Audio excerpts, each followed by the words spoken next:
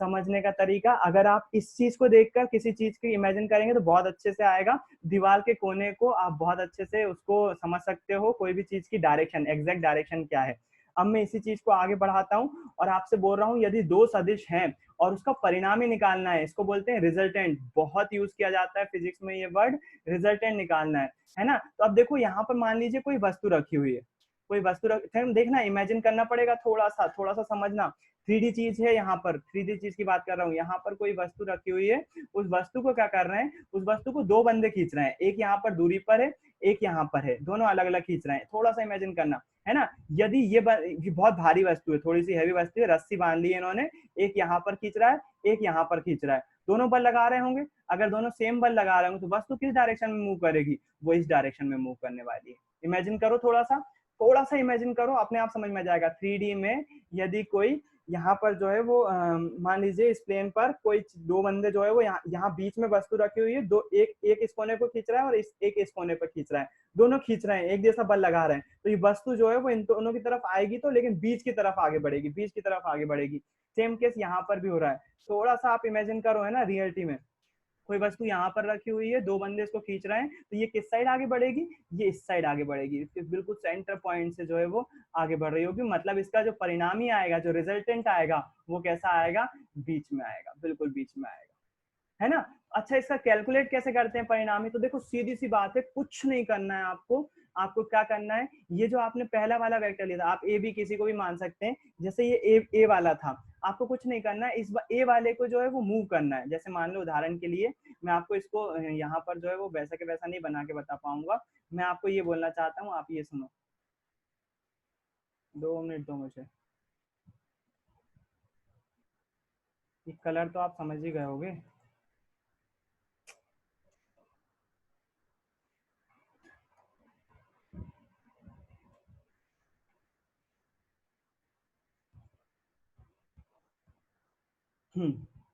मैं आपसे बात कर रहा था कि ये वाले जो हैं, अच्छा यहाँ पर वो चीज नहीं हो पाएगी जो मैं आपको समझाना चाहता हूँ।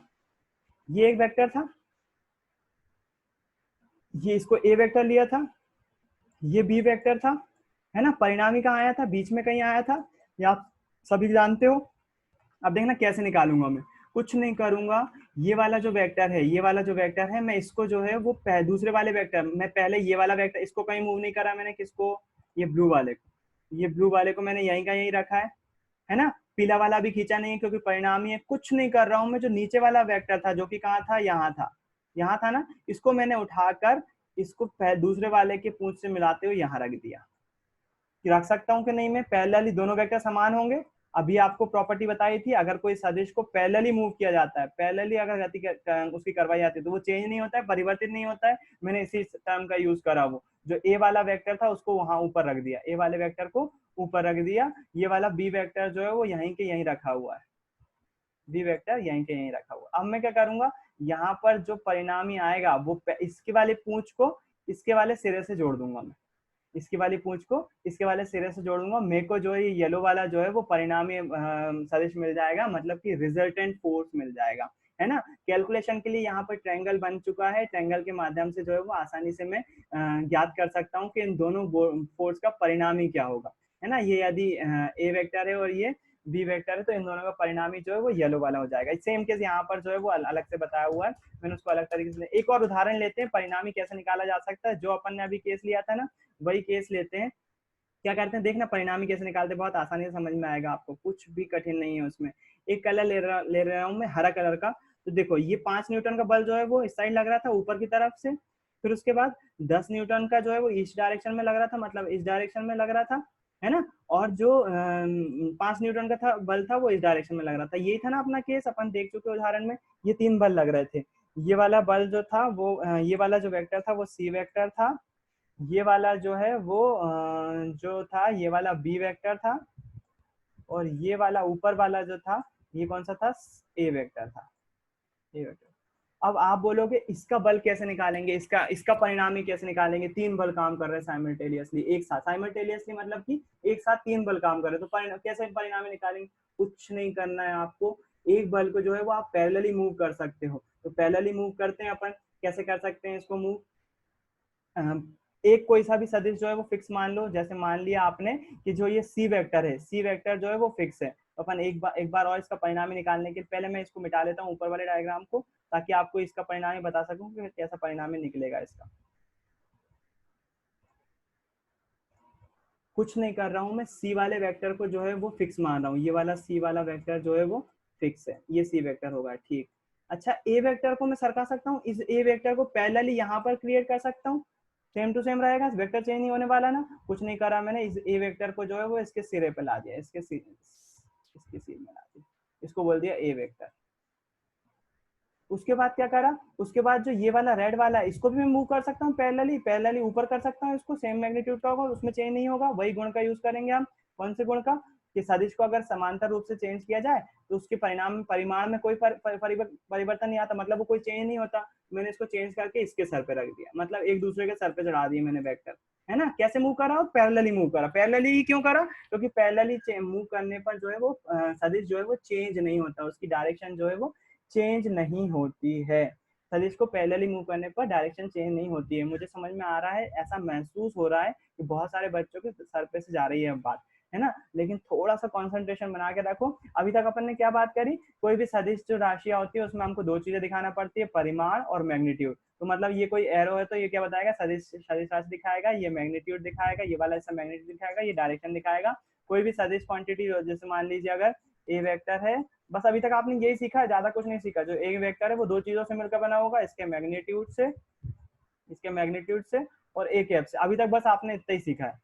ये क्या दिखाता है, ए कैप डायरेक्शन दिखाता है, ये क्या दिखाता है, मैग्नीट्यूड दिखाता है। दोनों को मल्टीप्लाई कर देते हैं तो हमें वेक्टर क्वांटिटी मिल जाती है, बस इतना ही सीखा है। अब मैं क्या दिखा रहा हूँ आपको, जब दो वेक्टर दिए हुए, ए वेक्टर ऐसा दिया हुआ है और बी वेक्टर जो है वो ऐसा दिया हुआ है, सी वेक्टर ऐसा दिया हुआ, इन तीनों को जोड़ेंगे यदि, तो परिणामी कैसे निकलेगा। अभी तो आपको उदाहरण लिया था मैंने, कैसा, जैसे मान लीजिए दो बंदे जो है वो एक इस साइड खींच रहा है, एक इस साइड खींच रहा है, तो ये जो है वो बीच में निकल जाएगा। हमेशा तो ही ना होगा ऐसा, इतना पीस ऑफ केक आपको हमेशा केस मिलेगा क्या, पीस ऑफ केक बोलते हैं, इतना आसान केस हमेशा मिलेगा क्या, नहीं। आपको तो ऊट पटांग मिलेंगे केस, एक साथ ऐसा ऐसा खींच रहा है, कोई ऐसा खींच रहा है, कोई ऐसा खींच रहा है, कुल परिणामी निकालो। तो वो परिणामी निकालना सिखा रहा हूँ मैं। वेक्टर को जोड़ते कैसे हैं, इसको भी यही बोलते हैं, दो वेक्टरों को जोड़ना, है ना। शायद आपने योज्यता का नियम पढ़ा होगा सदिशों के लिए, दो वेक्टर को जोड़ते कैसे हैं। तो एक वेक्टर ऐसा लिया, कुछ नहीं करा, अपन पैरेलली मूव करके जो है बना लिया। अच्छा, अब निकालते हैं, आखिरी में क्या करा आपने, इस सी वेक्टर को फिक्स रहने दिया, ए वेक्टर को पैरेलली मूव कर लिया यहाँ पर, और बी वेक्टर को जो है वो इसके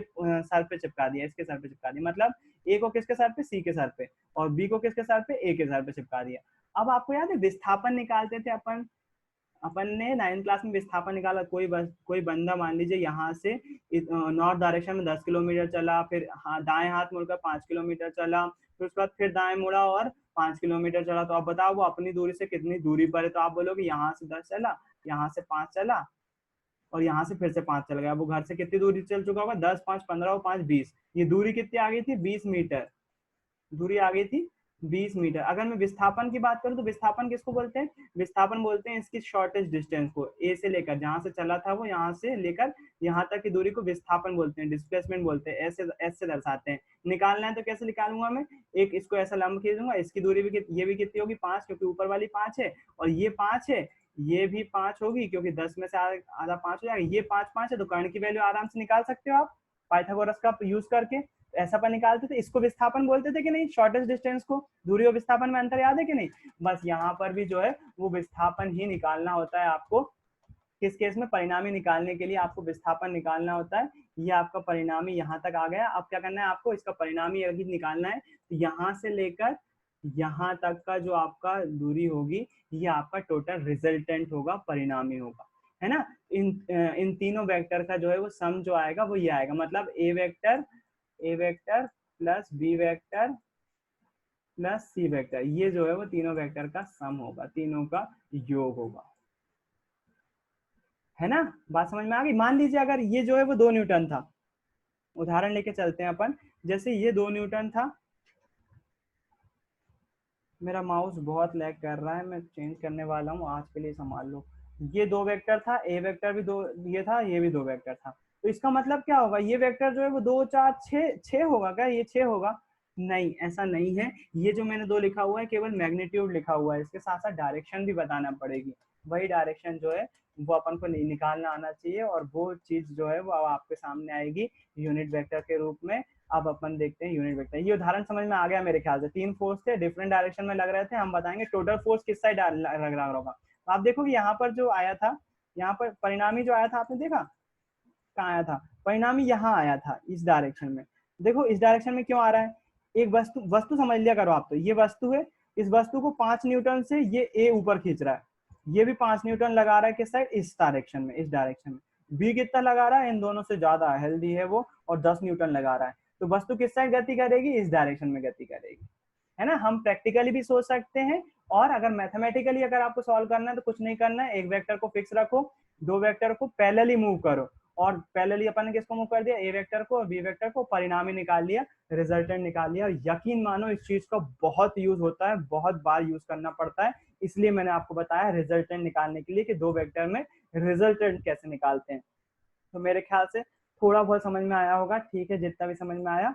उसके बाद अब हम बात करते हैं अगले टॉपिक की, कोलिनियर वेक्टर के बारे में बात कर लेते हैं थोड़ी सी, कि कोलिनियर वेक्टर क्या होते हैं। हालांकि ज्यादा इंपॉर्टेंट नहीं है, लेकिन फिर भी इंपॉर्टेंट तो है कोलिनियर वेक्टर। क्योंकि क्योंकि क्योंकि कई बार संरेख सदिश लिखा हुआ जरूर आता है, लिखा हुआ बॉडी में या फिर बुक में बहुत बार लिखा हुआ आएगा, देखना संरेख सदिश।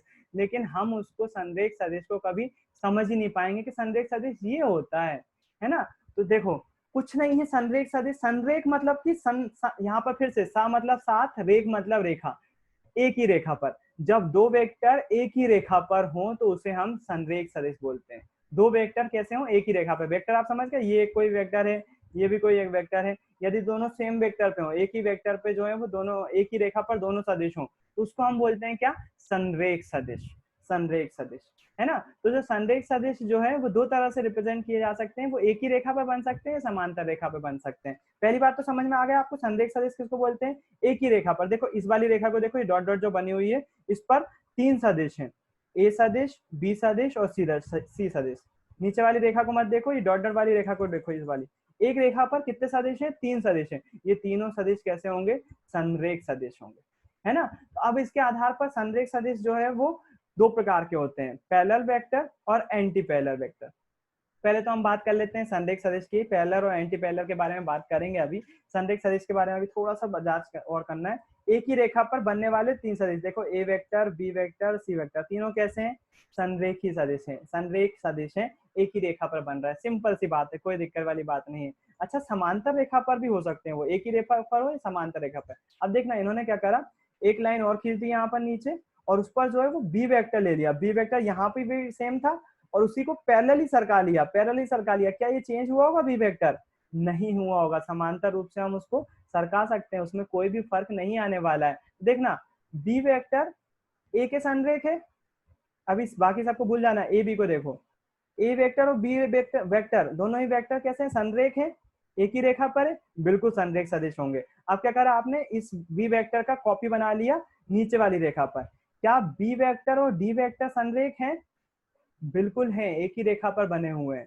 अब देखना, जब आप बोल रहे हो, गणितीय रूप से बोल रहे हो, ए वेक्टर और बी वेक्टर संरेख है संरेख, संरेखी सदिश है ना। और बोल रहे हो कि बी वेक्टर और डी वेक्टर, बी वेक्टर और डी वेक्टर भी संरेख है। इसके मतलब से क्या हो जाएगा? इसका मतलब क्या हो जाएगा? ए और डी भी संरेख हो जाएंगे। गणित के रूल है ना, दो पक्ष बराबर हैं। ये देखो, ए बी के बराबर है और बी किसके बराबर है? ए के बराबर। ए वेक्टर बराबर लिख सकते हैं डी वेक्टर के, बिल्कुल लिख सकते हैं। तो ये समांतर रेखा के संरेख सदिश होंगे। ये भी संरेख है और ये भी संरेख है। क्यों? क्योंकि इसने जो है दोनों के बीच संबंध स्थापित कर दिया है। इसके कारण से ए और बी, यहाँ पर यदि बी की जगह एफ होता, दूसरा वेक्टर होता, तो ये दोनों कभी संरेख सदिश हो नहीं सकते थे, है ना। क्योंकि यहाँ पर जो है वो बी कॉमन आ गया, इसलिए ए और डी भी कैसे हो गए? संरेखी सदिश हो गए। तो मेरे ख्याल से संरेखी सदिश समझ में आ गया होगा। क्यों बताएं तो अभी आपको समझ में आएगा। लेकिन इस बार एक बात और चीज देख लो, जो संरेखी सदिश होते हैं वो दो सदिश होते हैं, पैरेलल और एंटी पैरेलल, है ना। पैरेलल सदिश किसको बोलते हैं? जैसे मान लीजिए अभी मैंने बताया ए और डी दोनों ही कैसे हैं? संरेखी सदिश हो जाएंगे, क्योंकि यहाँ पर बी कॉमन है, बी सेम हो गया, है ना। यहाँ पर ए और डी कैसे होंगे? पैरेलल वेक्टर होंगे। मतलब यहाँ पर लिखूंगा मैं पैरेलल वेक्टर का कॉम्बिनेशन कौन सा है? ए वेक्टर और डी वेक्टर, ये दोनों कैसे हैं? पैरेलल वेक्टर है। एंटी पैरेलल किसको बोलेंगे? एंटी पैरेलल बोलेंगे दोनों पैरेलल लाइन में भी है, दोनों पैरेलल लाइन में भी और अपोजिट डायरेक्शन में हो, जैसे कि ए इस डायरेक्शन में है, ई देखो किस डायरेक्शन में, इस डायरेक्शन में है, मतलब है तो संरेखी, दोनों संरेखी हैं, लेकिन एंटी पैरेलल है, डायरेक्शन दोनों की अलग अलग है। तो एंटी पैरेलल जो है वो ए वेक्टर और ई वेक्टर जो है वो एंटी पैरेलल वेक्टर हो जाएंगे, एंटी पैरेलल सदिश हो जाएंगे। बात समझ में आ रही है? इस पर ज्यादा ध्यान देने की जरूरत नहीं है, आप केवल इतना समझ के चलो संरेखी सदिश कितने होते हैं, एक रेखा पे बनने वाले वेक्टर को जो है वो कोलिनियर वेक्टर बोलते हैं, और दो तरह के होते हैं, पैरेलल वेक्टर और एंटी पैरेलल वेक्टर। ज्यादा ध्यान देने की जरूरत नहीं है, ज्यादा यूज नहीं होगा, थोड़ा बहुत यूज होगा इसलिए मैंने बता दिया उसको। अब उसके बाद अगला एक इम्पोर्टेंट टॉपिक आता है जो कि फिर से जरूरी बात है, वो क्या है, वो है यूनिट वेक्टर। यूनिट वेक्टर क्या होता है ना, तो उसके बारे में थोड़ी सी चर्चा कर लें अपन, ये बहुत जरूरी है, अगर ये समझ में नहीं आया तो मामला गड़बड़ हो जाएगा। यूनिट वेक्टर की इकाई सुनना, डेफिनेशन सुनना यूनिट वेक्टर की क्या होगी, यूनिट वेक्टर की डेफिनेशन क्या होगी। यूनिट वेक्टर की डेफिनेशन होगी एक ऐसा सदिश जिसमें केवल दिशा होती एक ऐसा सदिश जिसमें केवल दिशा होती है ना। यहाँ पर एक पॉइंट लिखी हुई है, यहाँ पर ये सारे मिलकर हमको पागल बना रहे हैं, है ना। इस बात की ये चीज जो लिखी हुई है मैंने, शायद आप लोग अगर फेसबुक पे एक्टिव हो गए तो पता हो जाएगा, वही मीन है जो आपने समझा है अगर फेसबुक पे देखा है तो, है ना। सारे मिलकर हमको बेवकूफ बना रहे हैं, क्यों बना रहे हैं, यहाँ डेफिनेशन देखो, यहाँ बोल रहा है यूनिट वेक्टर की डेफिनेशन क्या होगी, ऐसा सदिश केवल जिसमें दिशा होती है।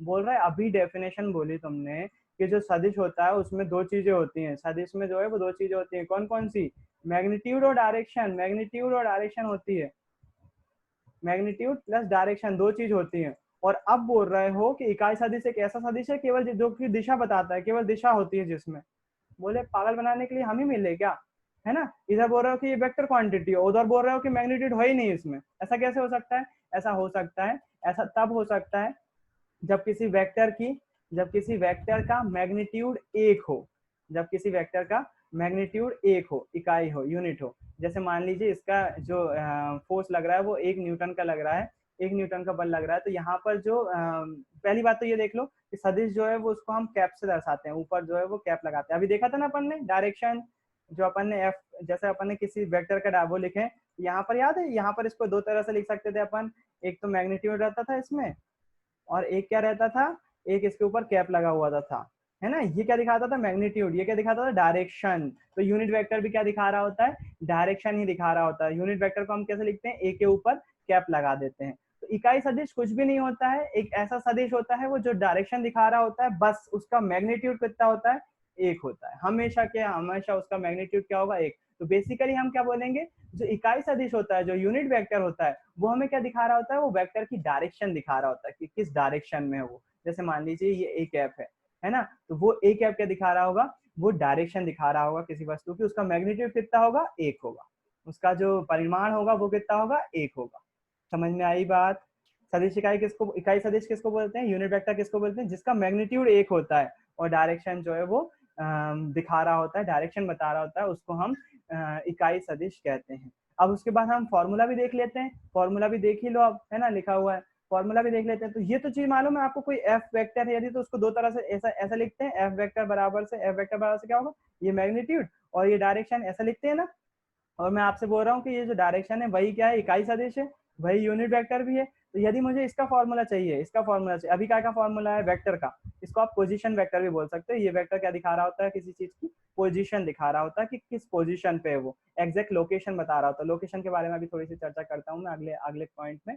अभी आप केवल ये समझो कि ये वेक्टर जो है वो दो चीजों से मिलकर बना हुआ है, परिमाण और दिशा, है ना। तो जो दिशा है वो क्या है, यूनिट वेक्टर ही तो है, इसके मल्टीप्लाई में क्या है, एक है, यूनिट वेक्टर है। हमें क्या का फॉर्मूला चाहिए, ये पोजीशन वेक्टर का फॉर्मूला है, हमको क्या का फॉर्मूला चाहिए, यूनिट वेक्टर का। क्या करेंगे, तिर्यक गुणा कर दे, पक्षांतर नहीं बोलता हूँ मैं इसको, तिर्यक गुणा बोलता हूँ, तिर्यक गुणा करते हैं, पक्षांतर में चिन्ह चेंज होते हैं, तिर्यक गुणा में नहीं होते हैं। ये एफ कैप यहीं का यहीं रहा, हमको काय की वैल्यू चाहिए, इसकी वैल्यू चाहिए, इसको यहीं रहने दिया, बटे में कर दिया एफ वेक्टर का मॉड, ये क्या हो जाएगा, इकाई सदिश का फॉर्मूला। इकाई सदिश का फॉर्मूला जरूरी नहीं है एफ ही हो, हमेशा एफ हो जरूरी नहीं है, कोई भी वेक्टर हो सकता है। मान लीजिए ए का फॉर्मूला चाहिए आपको, है ना, ए का फॉर्मूला चाहिए, ए वेक्टर का फॉर्मूला चाहिए, तो ए वेक्टर के लिए फॉर्मूला क्या हो जाएगा, ए वेक्टर का जो पोजीशन वेक्टर होगा वो लिखो, डिवाइडेड बाय कर दो इसके मॉड से, है ना, ए वेक्टर के मॉड से, यानी कि उसके मैग्नीट्यूड से जो है वो डिवाइड कर दो।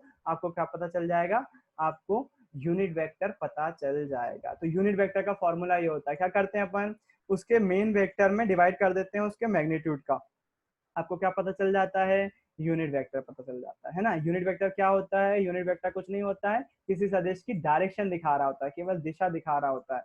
क्यों भैया दिशा क्यों दिखाता है, सदिश राशि में तो मैग्नीट्यूड भी होता है, क्योंकि इसका मैग्नीट्यूड कितना होता है, एक होता है, इसलिए हम मान लेते हैं कि केवल यूनिट वेक्टर हमको क्या दिखाता है, दिशा दिखाता है, बाकी कुछ चीज दिखाने की जरूरत नहीं होती है।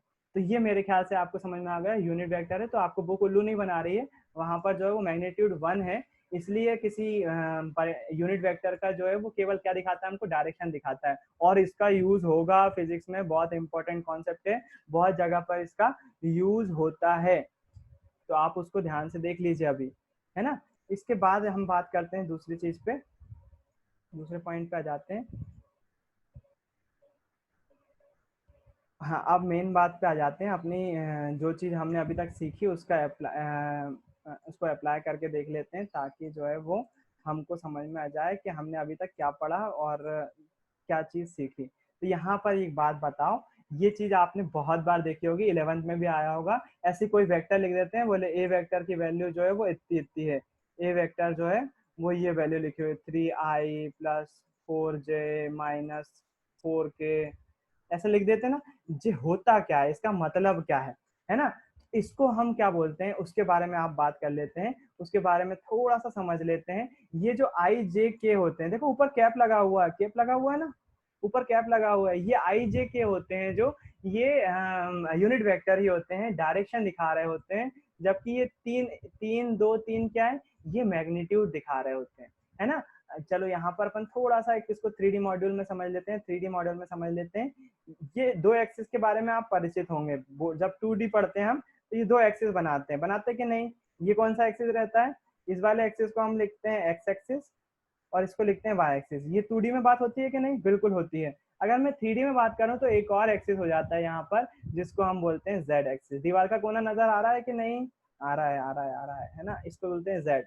तीन तीन कोने जो है वो तीन से दिखा रहे हैं। अब देखना, पहले हम अगर 2D की बात करें, 2D में कोई वस्तु जैसे बना रहे, जैसे बिंदु बनाया, तो वो यहाँ पर बता देते थे, और बताते थे एक्स से उसकी दूरी इतनी है और वाई से उसकी दूरी इतनी थी, यहाँ पर ले देते थे, जैसे मान लीजिए 2,3, ये 2,3 क्या बता देगा हमको, इस बिंदु की लोकेशन बता देगा कि एक्स से दो मैग्नीट्यूड पे है और वाई से 3 मैग्नीट्यूड पे, यहाँ से लेकर यहाँ तक 2 मैग्नीट्यूड पे, यहाँ से इसकी एग्जैक्ट पोजीशन पता चल जाती थी, बिल्कुल पता चल जाती थी। लेकिन मान लीजिए ये चीज जो है वो एक्स वाई प्लेन पर ना होकर, मतलब यहाँ ना होकर कहीं बीच में कहीं है, बीच में मतलब यहाँ कहीं है।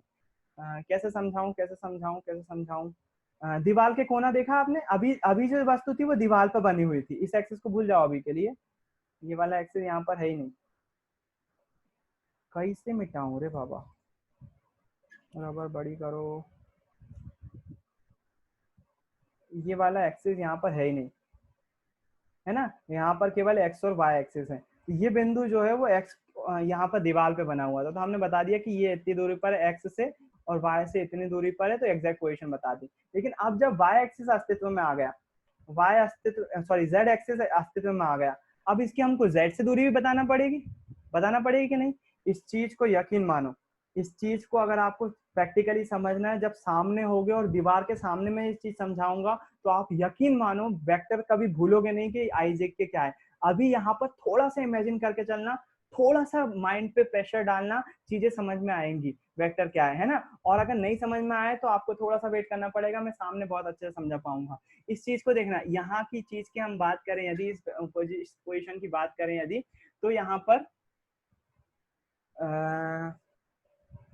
इसकी एक्स से कुछ दूरी होगी, कुछ ना कुछ, वाई से भी कुछ दूरी होगी, और जेड से भी कुछ ना कुछ दूरी तो होगी, जेड से भी कुछ ना कुछ दूरी होगी, यहाँ से जो है वो ऐसा कुछ ना कुछ दूरी तो होगी। मैं इसको 3D रूप में समझाने की कोशिश करता हूँ यदि, ये पॉइंट अगर यहाँ पर है 3D में, स्पेस में अभी है ना, एक्स वाई पर नहीं है, थोड़ा सा बाहर आ गया है आपको मैं समझाने के लिए क्या करता हूँ, एक बार मोबाइल से बताता हूँ आपको, ताकि जो है वो आप समझ पाओ। 2 मिनट लीजिए, इस चीज को मैं, Ankur Sharma ask to start video, ask my star.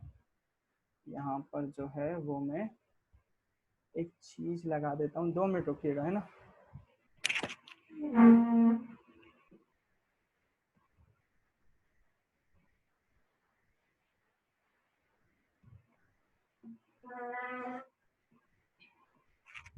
मेरे को हाथों में थोड़ा सा कम ही पड़ने वाली है और टाइमिंग भी खत्म होने वाला है। खैर आखिरी टॉपिक है तो आपको समझ में आ जाना चाहिए वैसे तो, है ना।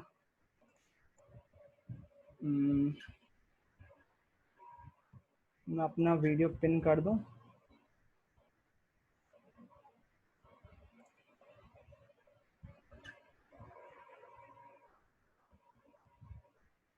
यहाँ पर मैं आपसे बात कर रहा हूँ दीवार के उस कोने की जिसमें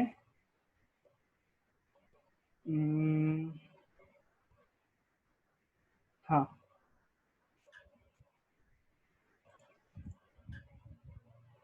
अब कंप्यूटर पे ध्यान मत दीजिएगा, मेरे को कंप्यूटर चालू रखना पड़ेगा क्योंकि मीटिंग चालू है। अब मैं इस कोने की बात कर रहा हूँ, थोड़ा सा इसको ब्राइटनेस को मैं कम कर देता हूँ ताकि आपको चमके कम, है ना। मैं इस कोने की बात कर रहा हूँ, आप ध्यान देना, थोड़ा सा दीवार का कोना आपको दिखाई दे रहा है यहाँ पर। 10 मिनट बचे हुए हैं, 10 मिनट में खत्म करना है मेरे को समझा के। इस कोने की बात कर रहा हूँ मैं। ये एक एक्सिस होगा, ये दूसरा एक्सिस होगा, ये तीसरा एक्सिस होगा। पहले अभी तक जो हम 10th क्लास में पढ़ रहे थे वो ये एक्स एक्सिस ये था और वाई एक्सिस। कोई भी चीज होती थी तो बोर्ड पर होती थी, जैसे पॉइंट यहाँ पर है तो हम बता देंगे कि एक्स से इतनी दूरी पर है, वाई से इतनी दूरी पर है। 12th क्लास में ये पॉइंट इधर से निकल कर बीच में आ जाता है, मतलब मान लीजिए ये पॉइंट यहाँ पर पहले चिपका हुआ था, ये पॉइंट निकल कर बीच में आ गया, स्पेस में आ गया, इसको बोलते हैं स्पेस में आ जाना। अब देखना इस पॉइंट की यहाँ पर जो पॉइंट है, इमेजिन करो यहाँ पर जो पॉइंट है उस पॉइंट की इससे भी कुछ ना कुछ दूरी होगी, एक्स एक्सिस से इससे भी दूरी होगी। अच्छा, इस पॉइंट की इससे भी दूरी होगी, और ये जो जेड एक्सिस है यहाँ पर जो नीचे, इससे भी कुछ दूरी होगी।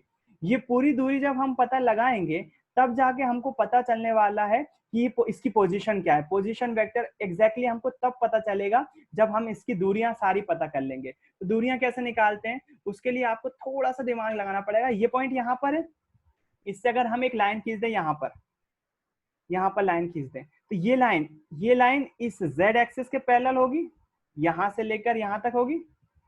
मतलब दोनों वेक्टर, ये वाला जो z का जो वेक्टर होगा वो इस वेक्टर के बराबर होगा जो हम यहाँ से यहाँ तक लाइन खींच रहे हैं। मेरे ख्याल से समझ में नहीं आ सकता, आपको जो है वो मेरे को सामने से समझाना पड़ेगा। मैं ऐसा मुश्किल है ऐसा समझा पाना, क्योंकि जो है वो समझ पाना ऐसा तो नहीं समझा सकता मैं किसी की हिम्मत पे। अब एक कहाँ गया,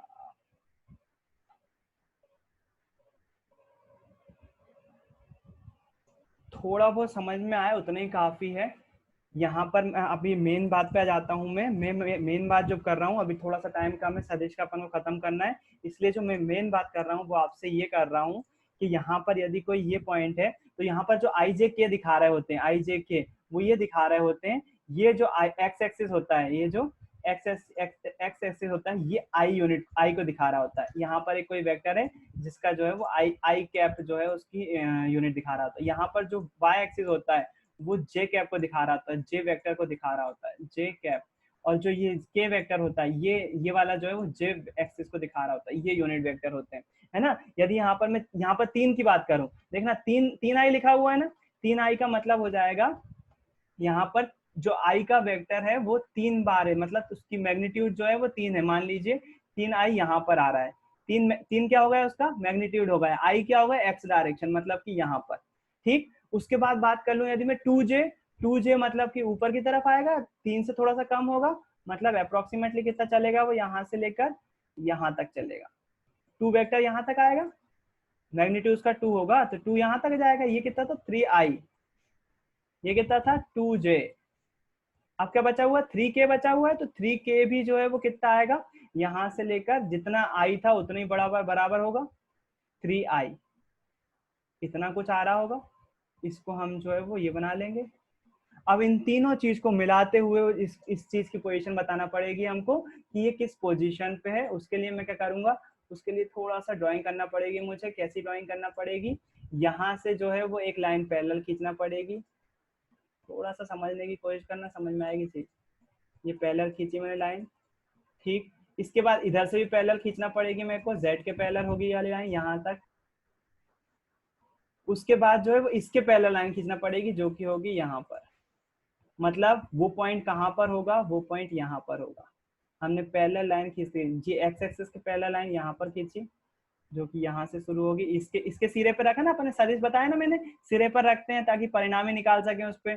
उसको परिणामी निकालने के लिए इसको पैरेलल कर दिया, इसके पैरेलल ये वाला सदिश खींच दिया।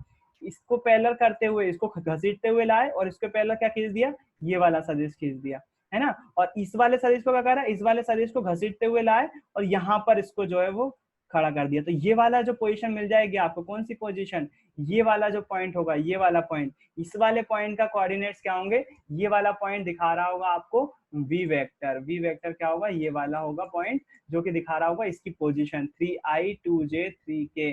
ये स्पेस में इसका मतलब ये होता है 3i मतलब कि 3i इधर से इधर तक, फिर उसके बाद 2j मतलब ऊपर की तरफ, 3k मतलब इसकी तरफ। अब जाहिर सी बात है एक्सिस पर नहीं है वो चीज, तो हमको क्या करना पड़ेगा, उसका परिणामी यदि निकालना है, परिणामी निकालने के लिए क्या करेंगे, हम उसको पैरेलली खसकाएंगे।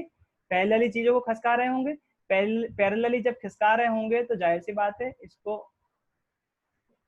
पैरेलली जब खिसका रहे होंगे तो ये वाला चीज जो है वो, इसको अगर हम पैरेलली खिसकाएंगे तो इसको z एक्सिस वाले को, इसको पैरेलली खिसकाएंगे तो ये यहाँ कहीं आ रहा होगा, पैरेलली खिसकाने पर z एक्सिस के पैरेलल में यहाँ आ रहा होगा। इस वाले इसको जो y वाले को खिसकाएंगे वो इसके ऊपर चढ़ाना पड़ेगा हमको, क्योंकि परिणामी निकालना है। उतनी साइज का इसको ऊपर खींच लिया, ये यहाँ पर आ गया। ऐसे ही ये जो x वाला है इसको भी इसके सर पर लाना पड़ेगा, इसको हम यहाँ पर ले आते हैं, या फिर आप चाहो तो इसको जो है वो, हाँ इसी को यहीं पर लाना पड़ेगा, यहाँ पर ले आते हैं। ये यहाँ पर आ जाएगा, जो परिणामी आएगा वो कहाँ पर हो जाएगा, ये वाले बिंदु पर हो जाएगा। ये वाला जो वेक्टर है वो दिखा रहा होगा हमको, ये वाला जो वेक्टर है वो दिखा रहा होगा v की पोजीशन क्या है, v वेक्टर जो है वो यहाँ पर होगा, v वेक्टर जो है वो यहाँ पर होगा, जिसका मान क्या होगा 3i 2j 3k। इसका मतलब ये होता है।